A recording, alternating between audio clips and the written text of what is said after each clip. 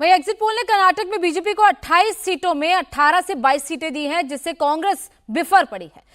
मुख्यमंत्री सिद्धरामैया ने exit poll को मीडिया क्रिएशन बता दिया और दावा किया कि कर्नाटक में कांग्रेस को 15 से 20 सीटें मिलेंगी। अब सिद्धरामैया के दावे में कितना दम है, इसका खुलासा तो कल ही होगा, लेकिन उनके दावे आपको जरूर सुनने चाहिए। Are not going to agree with the exit poll. Exit poll is a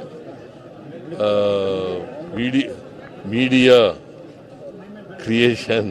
15 to 20 will win. I already made it very clear in Karnataka. Center, sir. Center also, our president has already made it very clear that the India and its partners will win 295 seats.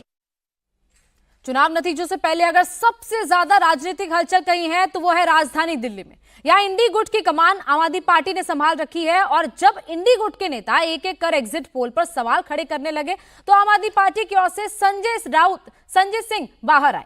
उन्होंने exit poll को बंद करने की मांग कर डाली। दावा किया कि एग्जिट पोल से लोगों के बीच भ्रम फैलता है और इसके साथ ही उन्होंने ये भी कहा कि बीजेपी के लोग मतगणना के दौरान हेराफेरी करेंगे, इसीलिए सावधानी बरतने की जरूरत है। हर बार एग्जिट पोल गलत साबित होता है। दिल्ली और पंजाब में तो हमने देखा ही। पंजाब के अंदर 92 सीटें हमें कोई नहीं दे रहा था जब हमारी 92 सीटें आई।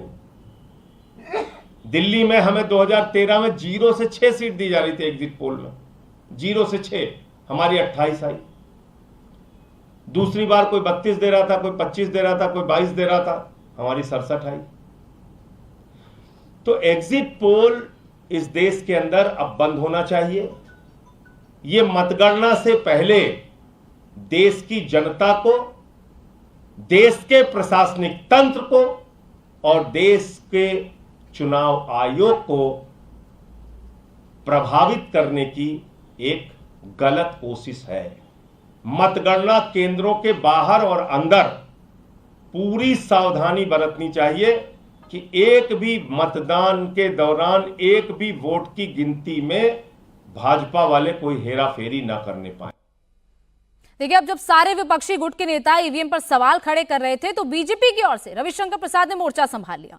उन्होंने कहा कि जब विपक्ष इसी ईवीएम के जरिए कर्नाटक, तेलंगाना और बंगाल में चुनाव जीतता है तो उस दौरान ईवीएम ठीक होता है, लेकिन अब मोदी को जनता फिर से ला रही है तो ईवीएम को इंडी गुट खराब बता रहा है। कांग्रेस के पास सिर्फ एक ही काम रह गया है और वो सबको गाली देना। ये यही हाल है जो ईवीएम में होता है। कर्नाटक जीत गए ईवीएम से, बंगाल जीत गए, केरला जीत गए, तेलंगाना जीत गए, हिमाचल जीत गए तो ईवीएम ठीक है, और जहां बीजेपी जीते तो ईवीएम खराब है। तो आप किसको किसको आलोचना करेंगे? चुनाव आयोग की करते हैं आप, मीडिया को रोज आप मन भर गाली पढ़ते हैं अगर शुद्ध भाषा में बोलूं तो, और ले चलते हैं संविधान खतरे में है। न्यायपालिका को कांग्रेस पार्टी ने टीका टिप्पणी की अनावश्यक, याद होगा आपको। मीडिया पर करते हैं, चुनाव आयोग पर करते हैं, कोई संस्था छोड़ेंगे आप? अब इनको वोट नहीं मिलता तो हम क्या करें? मोटी बात यह है, हार निश्चित है, अभूतपूर्व ऐतिहासिक विजय होगी।